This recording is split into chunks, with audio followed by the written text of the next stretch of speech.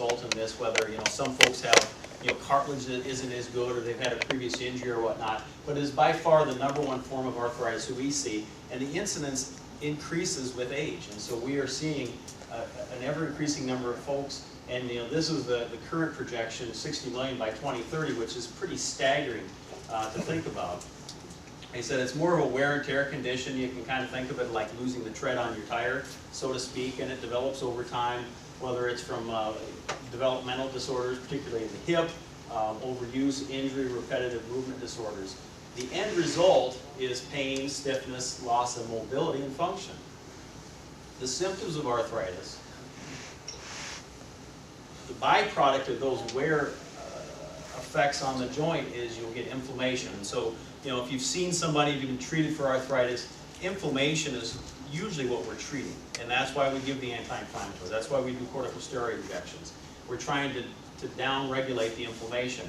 And inflammation causes an increase in blood flow, and that will cause the joints to be warm to touch. That increased blood flow will result in swelling in the tissues and joint fluid swelling, pain, immobility, stiffness. People will naturally start to decrease their activities because it hurts. You don't want to do it. And then that will affect their lifestyle. And then the end result in some joints, particularly the knee, for example, you start getting joint deformities. So, first off, coming up with the proper diagnosis is key. And so we'll start with the basics. This is sort of medicine 101. Symptoms, what is the overall health situation? What is the activity both before and after? And has this been individuals' activity been decreasing over time? And then we'll look at the extremity, and it's very important to not only say this person comes in with knee pain to examine the knee, but also the hip, because hip pathology can sometimes masquerade as knee pain. Similarly, if you have somebody who comes in with hip pain, sometimes it's lumbar spine might be the cause. So, it's not just, ow, my knee hurts, we look there. It's, what are the other issues going on with that extremity. So we check range of motion, tenderness, stability, any deformities that may be present. And then after that, this is sort of the first line. This is our go-to test for diagnosing arthritis. In the age of computers and the internet, technology and the MRI and CT and whatnot, they're slick, beautiful studies. And X-ray is going to tell us 99% of the time what we need to know. And the reason for that is X-rays help determine the severity of joint damage, primarily because it's a weight-bearing study. If I got my truck out in the parking lot and I have a flat tire, I put a jack under that axle, that tire looks okay from a distance. You take the jack away, boom, collapses down. Kind of the same thing when we start looking at arthritic joints. It is true, you cannot see cartilage on X-ray, but we see the space that cartilage represents on X-ray. And so, I'll show you little examples here coming up. So, what are the non-operative treatments? Diet and weight loss can be helpful. Appropriate exercise, medications, the anti-inflammatories, Tylenol, joint supplements can be of some assistance. Walking aids can be still helpful. Rest and ice for those periods where the joint gets inflamed can be helpful. Physical therapy, extremity strengthening and motion preservation techniques can be helpful. And injection therapy can also be beneficial. I seem to be missing slides, I believe.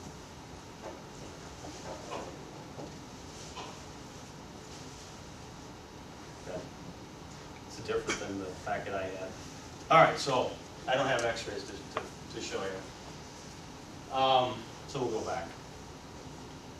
But anyway, so I was touching on, before I got to this slide, touching on the X-rays.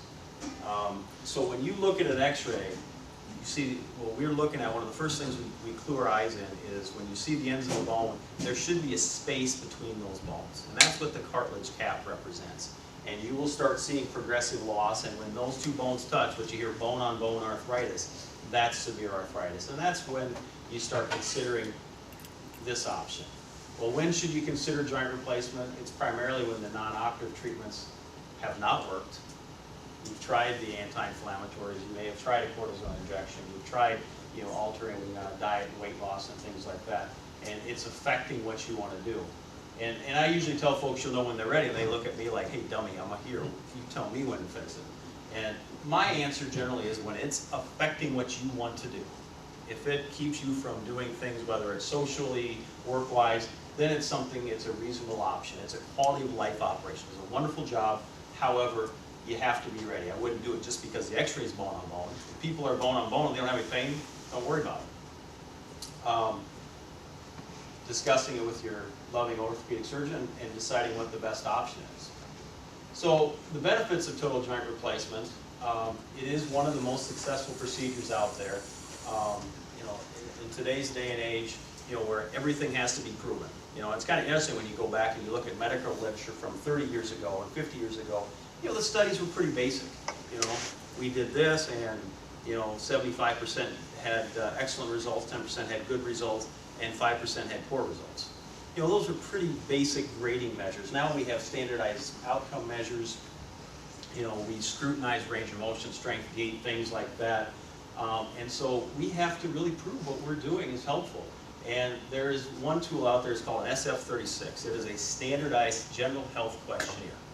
And total joint replacement alongside with 3-vessel bypass, cardiac surgery, has been shown to have one of the greatest effects as far as quality of life. So it is a quality of life operation. It allows patients to be active and with improved satisfaction and decreased pain.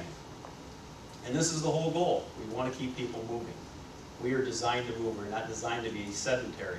And so we want to keep people active and keep them moving. The goal with a joint replacement is to get people back to quote-unquote normal activity. Well, normal sort of, what is normal? Low impact activities is what I would say is appropriate for joint replacement. Hip and knee replacement, I'm going to kind of focus on that. Hip and knee replacement, really, they're not designed to run on. They're not designed to go back and play pickup basketball. You can bike with them, you can swim, you can play golf, things like that. But it's that jarring that you worry about.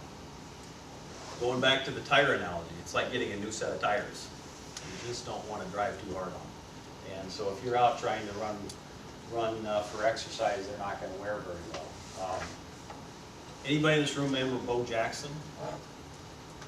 Bo Jackson had a hip replacement about 1991. He had a condition called avascular necrosis after getting hurt playing for the Raiders.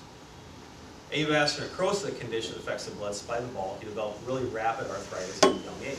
He had a hip replacement in 1991. He searched around and he found somebody who would do that operation. Because at that point in time, he was contraindicated for that surgery. Probably the majority of orthopedic surgeons, he probably went to 95% of them, said no. He found the guy, he did it, good surgeon, but he said, yeah, we'll do it. And he came back to play baseball. Well, came back, hit a home run, pretty cool, had all these Bo Knows commercials where he's running and everything's great.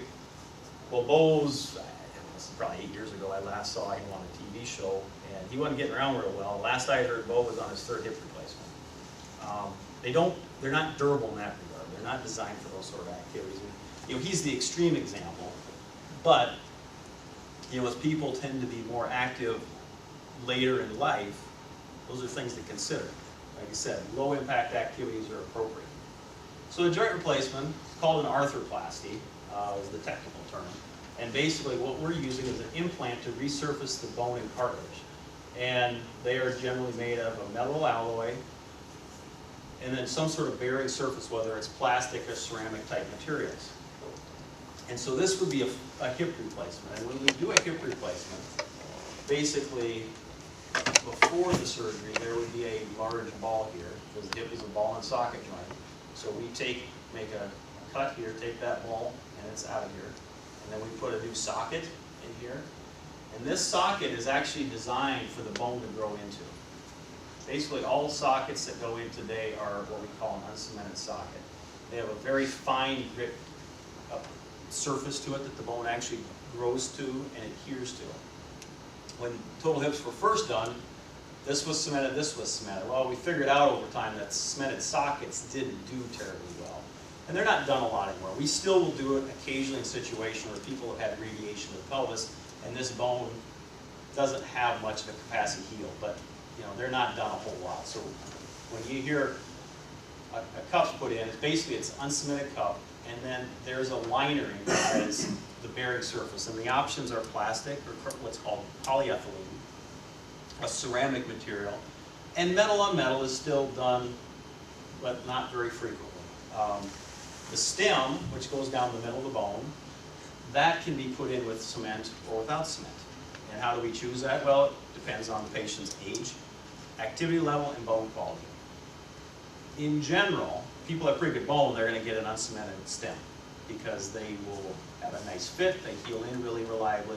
But folks who don't have very good bone, where the spongy bone in here is just doesn't really have any capacity to really hold the stem, we will use cement as a grout basically to fix that stem to the femur. And so onto that stem there is a ball here, and that's your articular surface. And that is what a hip replacement is. And 99.9% of the hip implants that go in this country, that's what it is. This is a full hip replacement. There is a device that there was some resurgence of it about 10, 15 years ago called a resurfacing, hip resurfacing. The difference with that is instead of taking the ball out, we left the ball in and basically milled the end of the ball to put a cup on. So you didn't have this whole stem apparatus, and then you put a socket in. Those had been around, kind of fell out of favor. There was some interest in them again as an option for younger individuals. Like I said, I think they reached their peak popularity probably in the early 2000s. The idea behind them was that it was an easier revision for the younger individual. If you had somebody who was 40 years of age, had bad arthritis, you could do that theoretically, and then when that wore out down the road, you could go in there, take that ball out, put a new cup in, and you're kind of like you're doing a first-time total hip. There were some issues with that where it not really that it didn't work out as well. You know, they are still done in certain circumstances, but I think the enthusiasm for those has waned once again. This is a knee replacement. It's called a total knee replacement, and like that slide earlier said, it's more of a resurfacing. This is probably the best view for looking at what a knee replacement is. So what we do is we make a series of cuts, basically taking off the worn end of the bone, where the cartilage and that really hard, what we call sclerotic bone exists. And we do just enough to get this implant in and get the knee realigned. And so when you do a knee replacement, basically you make a cut here, a cut here, a cut here, and a cut like that. So sort of this half octagonal geometry, and that matches this femoral piece that goes on. And then the tibial side, shin bone side, is a little easier, straight across cut. And so this sits on the top. This is in the middle of the bone. Call this, it's like a keel on a ship basically, helps control rotation.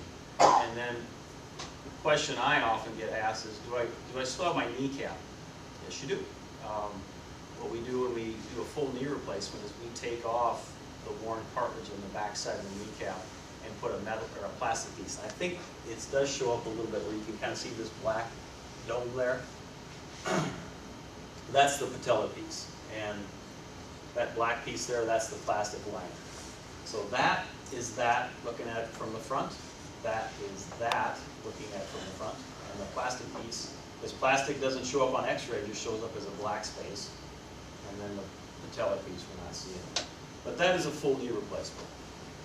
Yes? ACL and PCL are gone, taken out, right? Good question. So what prevents the transition? Well, there is actually, Alan, please return to the there surgery is, center waiting room. there are different Mike knee Allen, replacement designs. Please return And, to the surgery center waiting room. Most knee replacements today are what's called either a PR or PS design. Posterior cruciate substituting or posterior cruciate retaining knee. They both are fine. They both work well. They've been around for a long, long time.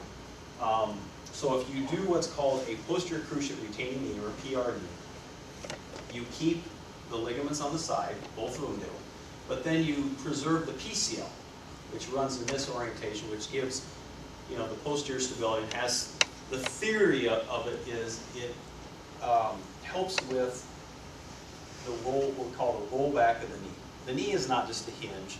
There's flexion, there's translation, there's rotation. So it's not just a simple hinge. And the theory behind that is the PCL helps out with that. The other type of knee, we have those knee models here. They're right behind you. Right. So the other type of knee is what's called a posterior cruciate substituting knee. And this is actually what this is. This one's Regal.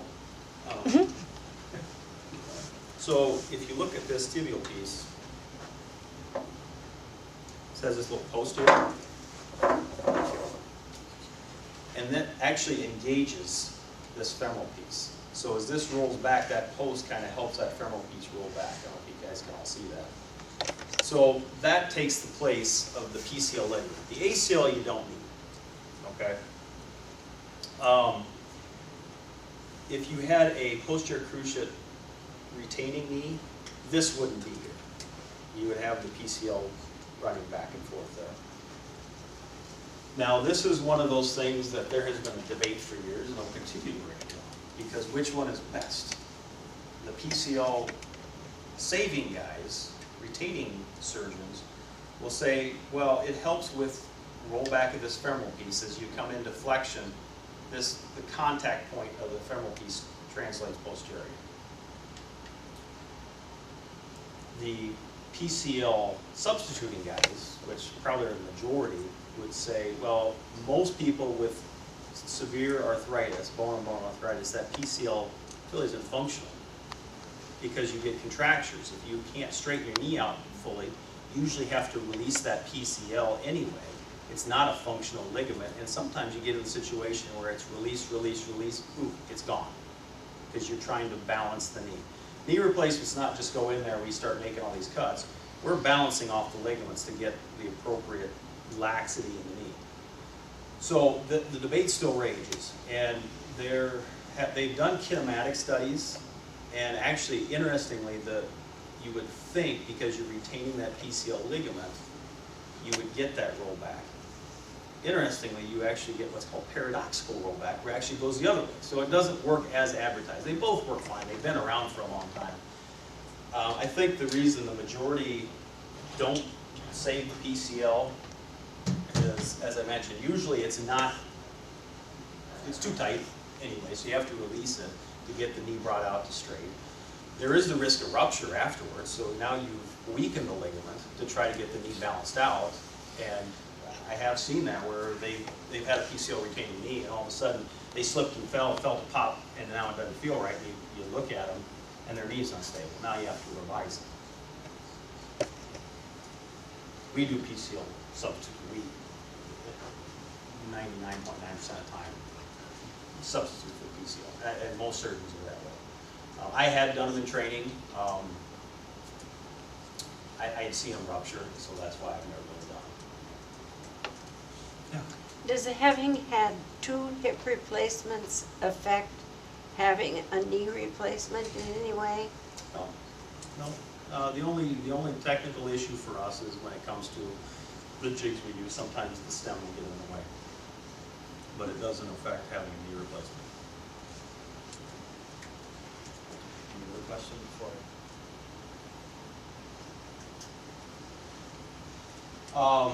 so now there's a shoulder replacement, total shoulder replacement, same sort of concept. You know, we're replacing the socket and the ball side.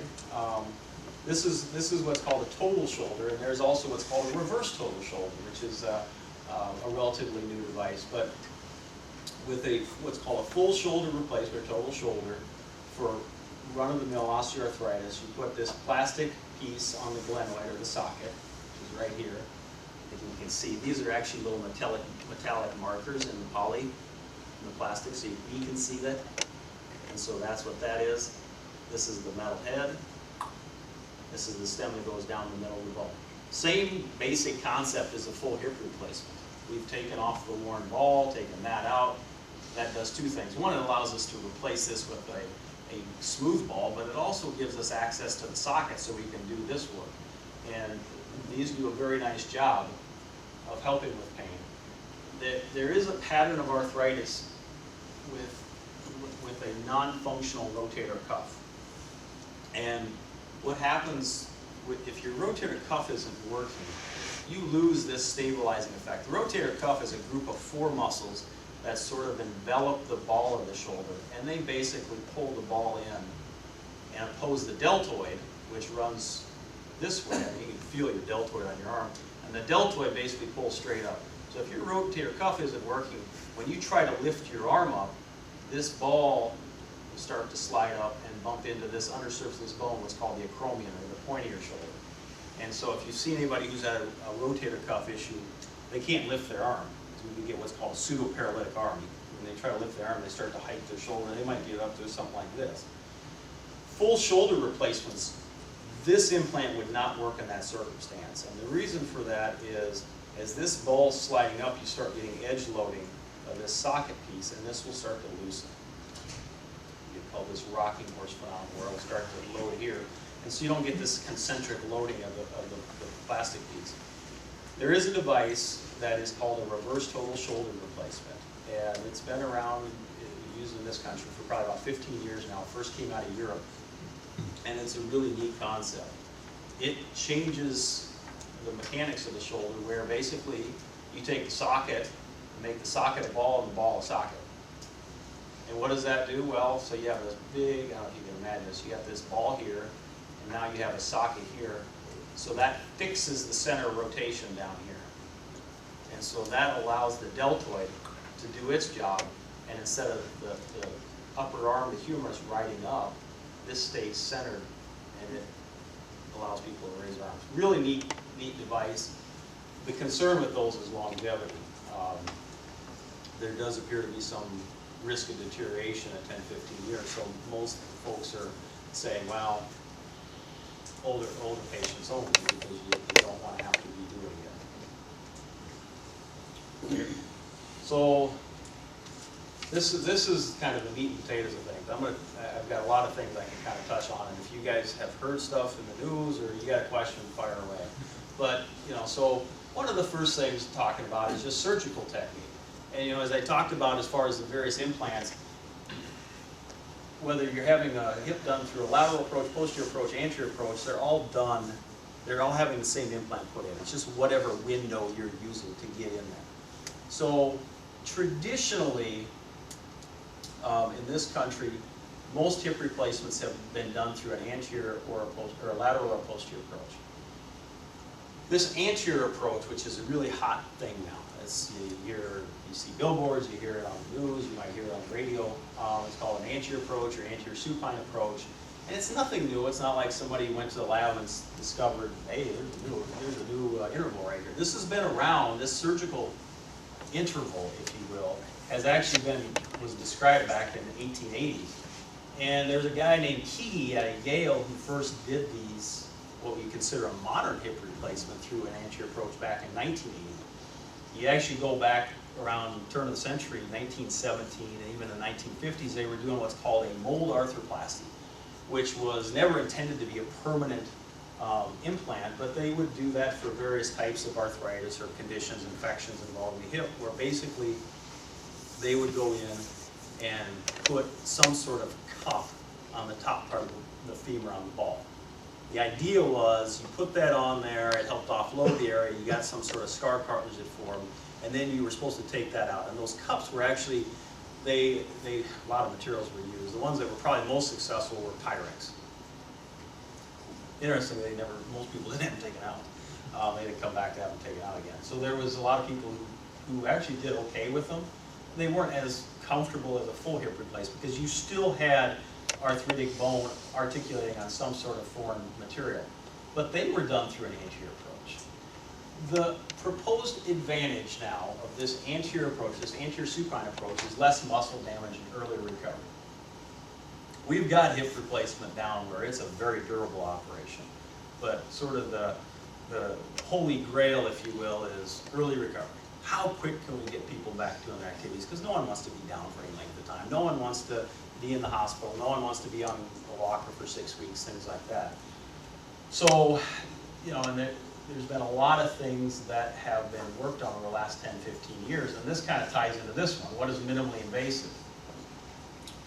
Well, the anterior approach is relatively new in recent history as far as doing hip replacement with what we consider the early recovery protocols. And there's not a lot of studies on it. I said, it's pretty new, and there's about 3 or 4 studies out there. They're underpowered, you know, if you really want to critically analyze them. They're underpowered, you know, they're pretty small, 30 patients on each side, things like that. And there's probably some selection by criteria. You know, there was actually a nice review article in one of our main journals that came out last year, written by a guy who's a big proponent of the anterior supine approach. And, you know, he even admits that, you know, the data is somewhat lacking. It's an option, it's out there, but, you know, I don't know if anybody can say, this is better than this. Is this better than that? We don't know. We do know that these work real well, and, you know, if you want to start talking about the risks of surgery, you could probably argue that these are a little less risky than this. What really matters, what you do down deep, is probably what's most critical. There's a group of muscles on the side of your hip that run from, if you can feel up on your, kind of where your belt sits, down to the point of your hip, where that's, most people say that's my hip. That's actually not your hip, it's what's called the greater trochanter. There's 3 muscles that run there. And those are the muscles that allow you to stand on one leg. Those are the ones that allow you to walk without limping. If those muscles aren't working, if you try to stand on one leg, you're going to drop your pelvis, you're going to lean way over. So if you see anybody who's got a weak muscle, when they, what we call weak abductor muscles, they'll have what's called a tridental gait, where they're walking and they hike over. And they're doing that because they're trying to shorten the lever arm because that muscle's weak. Well, that's really what matters down deep, and that's what helps determine how people bounce back after surgery. And so the proposed advantage of this is, well, you're not damaging that muscle. Well, you're not damaging that muscle, that approach either. And so the studies haven't shown definitively is there any earlier benefit. There's one study that suggests, well, maybe it's 6 weeks, but actually there was a poster study that I went to our annual meeting back in March. No difference between the two. So I think the jury's still out there. We are not doing them here, and I can only speak for myself. Why am I not doing it? I don't think, like I said, I don't think the jury's out that it's better. Until I see somebody who proves to me that this is a better approach, I'm not going to do it. There's actually a substantial learning curve with them, and they are risky. You know, I'm a Ford guy. I've always had Fords, you know, and my oil filters underneath, you know, I can't reach it. I got short arms. I can't reach it from the top. If you're trying to all of a sudden do something from a different orientation, it's going to take you a while to get used to doing it. And there have been case reports of implants, for example, the stem going out the canal because you're not used to that orientation. You have to, most of the time when they're doing them, you have to use a special table. There have been case reports of broken ankles because you're using basically a traction table and pull on the leg to get the leg in the appropriate position so you can see. There is a nerve that gives feeling to the front part of the thigh called the lateral femoral cutaneous nerve. The incidence of damage to that nerve, it ranges probably from about 5% to 67%. And it probably depends how hard you press people. Is your numb thigh, or do you really press them? Is your numb, you know, when they do these studies? And because most people do have some numbness, typically gets better. There is a risk, though, anytime you start buggering and damaging those nerves, that some people will have pain with that. There's a condition called meristalgia paresthetica, which is a painful condition resulting from trauma to that nerve. So that's a risk with it. So, you know, I guess for all those reasons, you know, personally, that's why I don't do it. You know, as a group, we're not doing that. You know, I think, you know, like I said, until we see large number of studies out there, you know, I think the debate will rage. You know, this minimally invasive, what does minimally invasive mean? Well, minimally invasive surgery, I think it's been kind of an evolving definition. You know, when I started practice in 2000, minimally invasive surgery was first kind of coming to the forefront, and the thought was at that time that this is going to be the next wave. This is going to be taking from, you know, like when we used to do open, not me because that was before my time, but open meniscectomies. You know, when people had torn cartilage back in the 70s, you got an incision. We had a specialized knife that took the whole meniscus out. You might put people in a cast or whatnot. And it took a while to recover. You know, now if you talk to most people who've had a torn cartilage and have had a knee scope, they're usually back doing things fairly quickly. They might be doing things, you know, back to full activities within a week or two. So there was a lot of thought that this minimally invasive surgical technique is going to revolutionize and be the next wave. Well, I think what we've learned is it's not necessarily what we do surgically. It's how we treat the patient both preoperatively and postoperatively. It's very important that we see what we're doing, not any more, not any less. We treat the tissues kindly, you know, going back to that big muscle allows you to walk and not limp. Get the implants in the appropriate position so they function well for long-term function. But also, how do you treat the pain both before surgery and after surgery? Like I said, about 15 years ago, there were a lot of studies coming out thinking, well, if you do a 2-incision total hip, you're going to be back doing everything in a month. You'll be normal in a month.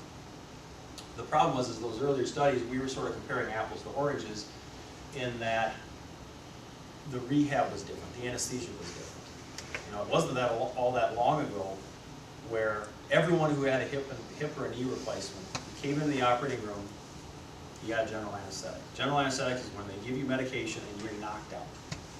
Okay, so you sleep through the whole operation, everything's hunky-dory, but then you wake up after the surgery and this hurts or that hurts because there's been no numbing effect. There's been no other medications, nothing given. And so people would wake up and they hurt. And at that point in time, everyone got a PCA, which is what's called a patient-controlled analgesia machine. It was a little button you push. We still use them, but not as much as we used to. Gave you morphine. Shot of morphine. Nothing else. And well, what does that do? Makes you fall asleep, you might throw up, you don't feel very good, you kind of feel foggy from the general anesthetic.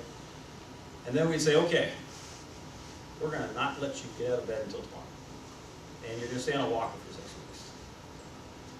That was sort of the mentality. And actually, you know, 1970s, people stayed in the hospital for 3 weeks and didn't move for several days. Knee replacements were put in casts. So, you know, the rehab has changed. And I think probably the greatest benefit that came out of this idea was how we deal with the rehab and the pain management. You know, now everybody, basically everybody, has a spinal and a nerve block for a knee replacement or a spinal for hip replacement. We give medications, whether it's a, you know, low-dose oral narcotic or Tylenol or, you know, an anti-inflammatory, depending on the patient, before surgery, preemptively treating the pain, and then we start it afterwards. You know, doing that, people are less likely to be nauseated, they feel better, you know, they're not as doped up. You know, it's not unusual now. Most people are getting up after a hip or knee replacement, they're walking that day. That's more because of the medications than saying, well, I had a 4-inch incision, I had a 6-inch incision, I had an 8-inch incision.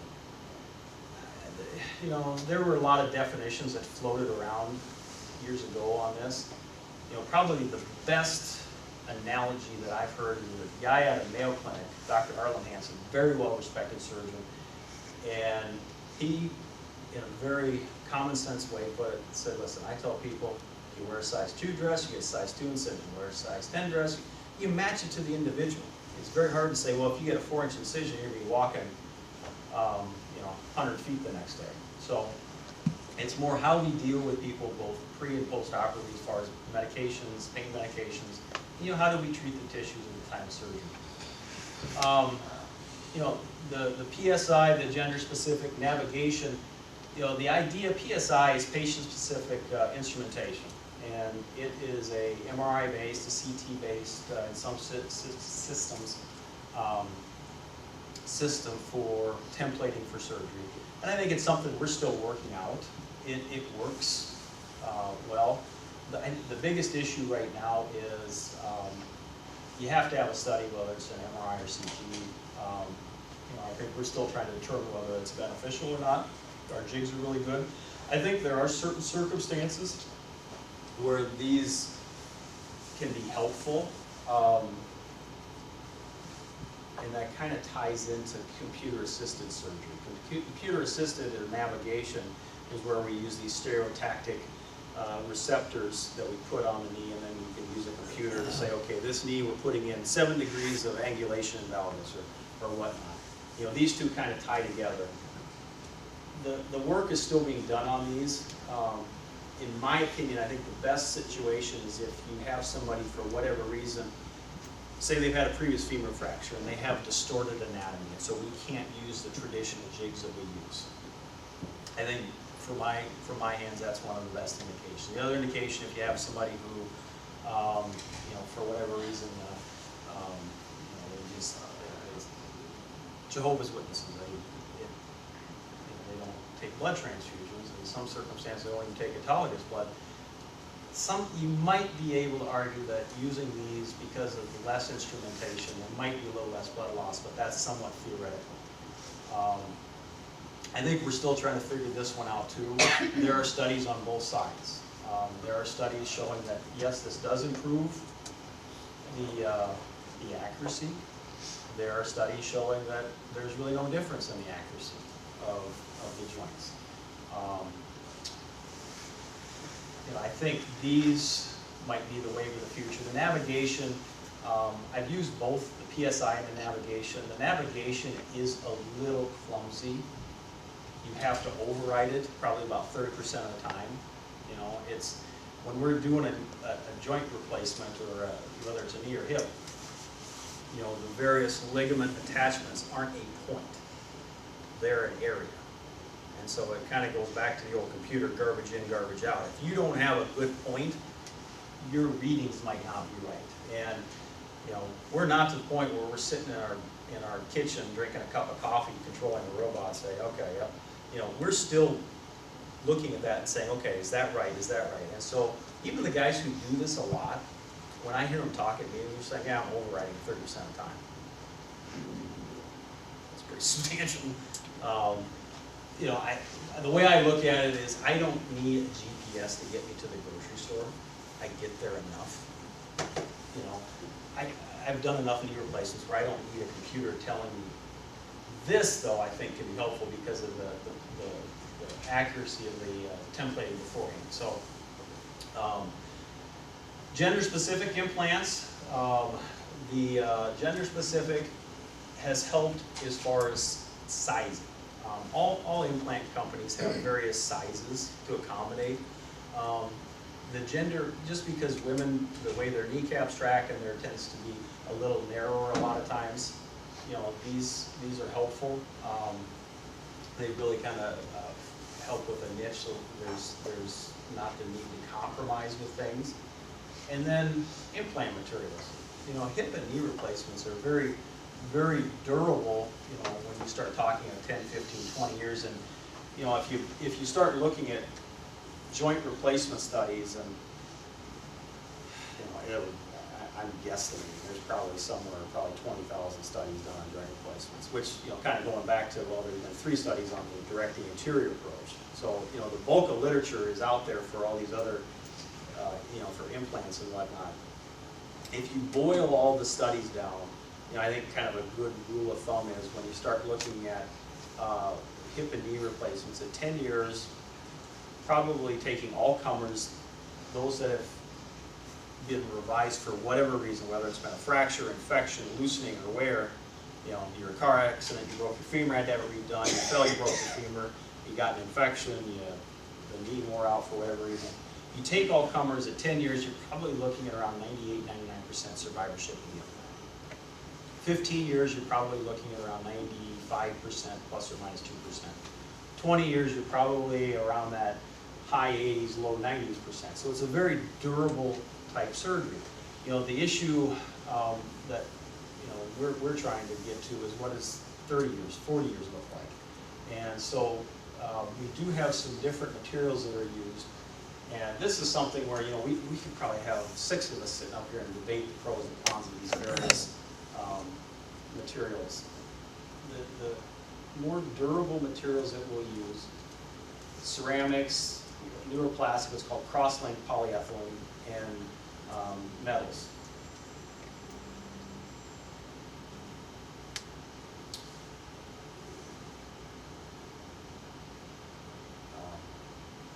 You guys ever get weird phone calls from New Jersey? Trying to sell a timeshare. Well, I called it back on the phone. It was some guy asking for broken English. Don't you wanna go to Jamaica? Yeah, something like that. 3 days and 2 nights for 20 minutes. Try to block them. The What you Bahamas. found in ankle Ankle replacement, material, whatever else. well, most ankle replacements, it's a metal and plastic bearing surface. There's a couple of theories out there, and I'm gonna preface this all by saying I don't do ankle replacements. I had done in training. There was what's called a fixed bearing design out there for a while, which means that the plastic piece was fixed to the tibial piece, and then you had a piece that went on the bottom of the ankle called the talus that was fixed. There's also what's called a mobile bearing design, where there's the talar piece, there's the tibial piece, and then the plastic piece actually slides On the bottom of the. on the bottom. So it allows for a greater degree of conformity without over constraining the joint, if that makes sense. So basically, a rule of mechanics when it comes to orthopedics is the more constraint you give with the joint, it does improve the loading of the joint, the distribution of where you put the weight. However, it decreases or it increases the loosening rate. Okay, so there's kind of a pros and cons there. Ankle replacements, they're a good option, the right individual. I don't know if we have 20-year data on them. They're pretty good 10-year data. 15-year data is probably out there, but you probably have to talk to somebody who does that sort of thing. Probably the biggest issue with ankle replacements is what happens if you have to redo. That's I think at 10 years, most implants that we do, they should be lasting. 10 years. You're looking at, I would imagine the ankle replacements, you're probably the newer ones, you're probably looking at 95% survivorship at 10 years. That would be the case. Anything that when you start seeing studies on things that will fail at 5 years, that's a failure device, and that should be released. 5-year failures should be completely unacceptable. So, the biggest issue I think with ankles is what do you do when they, can they be redone? There is a newer implant that has a little better fixation to the tibial piece, so it does have the potential for less issues with revising it, that you can theoretically change out the plastic piece. The earlier ankle replacements, the piece on the bottom of the tibia was actually cemented. It was kind of a straight cut, sort of like the knee replacement. So a straight cut across, put a tray, plastic piece, however, and then a dome on the talus. There is a device out that's actually got a rod that goes up the middle bone. It's an in-bone, yeah. That has a little more durable construct, and so I think the thought is that would be easier. You can just change out the plastic piece, because usually with those old ones, once they started to wear enough, you started to get loosening and tilt and things like that, and then you had to redo the tibial piece, which is the challenge. So. Is that little plastic piece that you said slide, does that actually slide while you're walking? It'll slide back and forth, but with a star ankle. Yeah, All implants will wear. The thought is, if you have something that's constrained, you have like the ankle replacement there. Yeah, I don't Do know. you have the medial uni? Because that would explain. Do you have the Oxford in there? I was talking about all with you.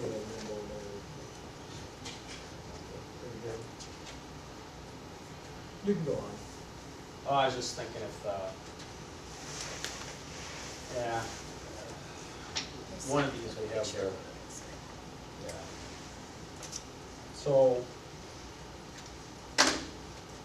this is the in-bone prosthesis. So basically an ankle replacement, you got a piece that goes on the top of the talus, this dome, and then, you gotta have some sort of top shelf and then a plastic piece. And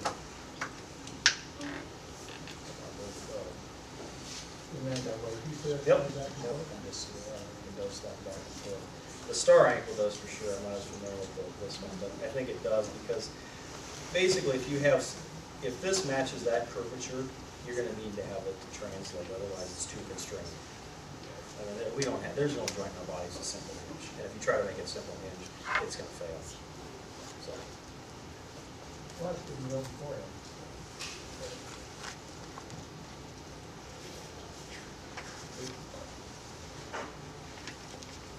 So going back to the materials, you know, I'm gonna kind of focus on hip replacements, because knee replacements by and large are metal and plastic, or kind of a metal ceramic oxide on plastic for metal sensitive patients. The newer materials, ceramics on the knee, really don't translate because the wear mechanics are a bit different. So I'm gonna, like I said, I'm gonna focus on the hip. So you can have what's called a ceramic on ceramic hip. So you have a ceramic ball and a ceramic cup. You can have a metal head and a plastic liner, plastic cup. Or you can, you know, and they're still done some, is the metal on metal heads, metal head and metal shell. The advantage of a ceramic material is it has less abrasive, a very smooth substance. So it's going to have less abrasive wear on the bearing material, whether it's a plastic or whether it's a ceramic cup. The downside of ceramics is it can crack. The older ceramics was a bigger issue, but you can still get chipping and cracking at home.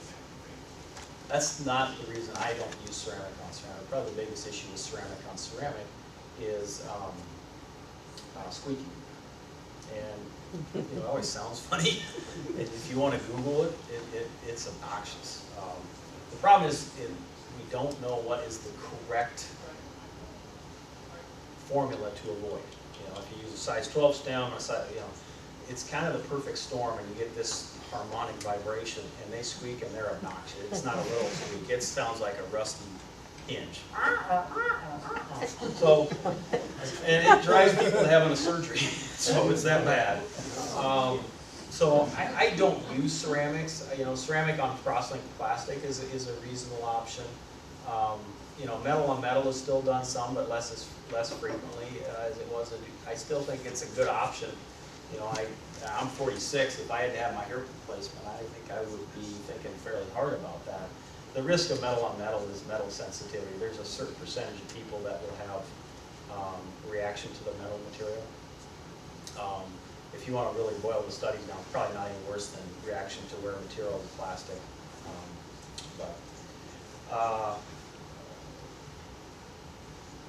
And as I mentioned, most hips are an uncemented variety, where the stem and the cup actually fit in and the bone actually goes into. So, the medical management, this kind of ties into what I was saying earlier about the minimally invasive movement. You know, kind of having this, you know, we're very fortunate to have, you know, the program we do, because when we started this, and it's been what, 6-7 years? It's been 7 years. You know, I think it's exceeded all of our expectations. You know, the education is so much better. People know what to expect. You know, we're all kind of, you know, surgeons are hard to get to agree on things. We tend to kind of want to do our own little nuances, and you know, having some sort of cohesive agreement on things, I think, has really helped too, as far as, you know, how we address things from day one to day 100. So, you know, we have the preoperative education, we have preoperative physical therapy. People know what they're expected of, you know. So, you know, most people when they come in to see if their doctor, their surgeon, and they've done studies on this, what is the retention coming out? Because, you know, you sit there and I've sat in on those meetings too, and you hear the word surgery, and all of a sudden your mind's racing everywhere else, and you walk out and say, "What did he say?" So people know what to expect. We get this book that details, you know, what is normal, what's going to be happening at, you know, day 7 to 10. You know, so I think that has been very helpful. You know, outpatient surgery. You know, I don't know about this one. What do we do? Oh, Press the yellow button. I just need to move the mouse. No, you're fine. Oh. You know, there's a lot of interest on this, and you know, this kind of ties into the payers and whatnot. There are people doing outpatient total joints. It's I think the people that are doing it, obviously they're being very selective on it. I don't know. I actually listened to a couple of guys talk on this on the last meeting just to see what they were saying. And, you know, the issue with joint replacement is it's a big operation. And yes, we don't hold people back as much as we used to, but, you know, it's still an invasive procedure. And the people that are doing it, they're really selecting out. I mean, so if you are heavy, any cardiac disease, any pulmonary disease, you have any prostate issues, history of blood clots, diabetic, history of narcotic usage, you know, those are just the 8 that come off the top of my head, you're not a candidate for it. Oh, you have to be independent too, that's the other one, independent. So you have to be functioning at home to be able to do this or have someone who can help you out. You know, so they're clearly selecting out, and I'm a little bit worried. Personally, I'll tell you what my feeling is. I think we're going to come a little bit full circle on this one. You remember, 20-some years ago, where there was the uproar about mothers leaving the hospital right away after giving birth, and then they mandated a length of stay. I think we're going to be coming around to that, to be honest with you, because the guys who are doing this, when they talk about it, I hear what they're doing, they're kind of asking the patients to titrate the pain medications. They send them home with 3 scripts. Say, okay, if this doesn't work, take that. If this doesn't work, take that. If this doesn't work, take that. That's my opinion on it. So I don't know if that's something that we're going to be seeing in the future. I think you know, if it is, it's something only for very few people, and I think it's going to be a little bit risky moving forward. You know, our stats, I think this ties into previous studies that show that if you do a lot of something, you're going to be better at it. And, you know, we do a sizable number of joints here. You know, our infection rate, 0.5%, which is about as low as you're going to find anywhere. Transfusion rate has really dropped off. When I first started in practice, people would either donate ahead of time, if they want to do that, and then we started using these cell saver devices because transfusion was a pretty big issue with joint replacement because it is it's a major joint operation. There is a medication that we use that has really cut this in half, I would say, more than half. It's almost say unheard of. It's unusual for people with knee replacements now and hip replacements a little bit higher to have a transfusion. You know, some of that plays into people who have lower hemoglobin going into surgery or a little higher risk of having a transfusion. But our transfusion rate has really dropped off. And the satisfaction, we've done a pretty good job, and I think this is a testament to the program we have in place as far as the overall patient satisfaction. These are the bad things. These are the things that keep me up at night. Infection, blood clots, dislocation, it's primarily a total hip issue, loosening and wear. Infection, you can get an infection around the time of surgery. You know, you've had an incision, any wound cannot heal. One of my instructors used to say there's no such thing as a minor surgery, only minor surgeries. Every surgery has a potential downside. So, you know, you'll never have a 0% infection risk. The things that we do, things that are done to try to minimize that is we give antibiotics before and after surgery. There is a protocol in place for that. We screen for MRSA. We operate special suits that look like space suits. They're called togas. So we're all sort of self-contained, so that the surgical team isn't shedding, skin cells, things like that. And we have a dedicated team when we're doing a joint replacement. So, the surgery moves along. It's not hurried, but it's efficient. I don't have to turn around and say, okay, give me a Thornsicle, and then somebody's back there fumbling around looking for a Thornsicle. I mean, my surgical assistant pretty much knows what I'm going to do before I do. So there's usually not a lot of banter going on there. Blood clots, this kind of goes along with surgical time as well. We also give blood thinner before or after surgery. Kind of what we give kind of depends on the person and the risk factors. Dislocation, this is fortunately less of an issue than it used to be. Some of that has to do with our surgical technique, how we repair the capsule or the envelope around the hip. We also are using larger head sizes, which translate into more stability. Loosening and wear. And loosening would be mechanical loosening, kind of going back to what I was talking about as far as if you constrain a joint, those forces are going to go somewhere. Instead of being dissipated in the system, they're going to be translated to the interface, and you'll get loosening issues and wear. Everything's going to wear. There's sort of an accepted rate of wear. There is the joints that should not wear any sooner, and thankfully we don't see that a lot. This is kind of like getting a new set of tires, though. Things that will lead into wear. Material factors can play into it, although most basically the materials are all fairly standardized across the industry. Alignment issues, weight. Probably the biggest issue is weight. Particularly knees, we'll see issues with that. So, as far as minimizing potential complications, very important to see your primary care doctor to maximize your medical health. Follow the instructions given. This is very important. Prepare for home, pick up those throw rugs, things like that might be trip hazards. And then the post-operative regimen, which once again is very well laid out in these little books here. And then afterwards, everybody's polka dancing.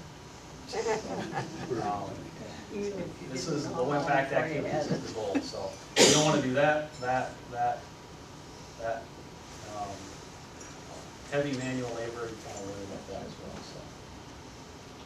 So this is my closing. I probably talked way too much. I kind of got on a tirade there for a while. Anyway, there are treatment options out there. The key is to get the proper diagnosis and talk to your doc about what's the best option for you.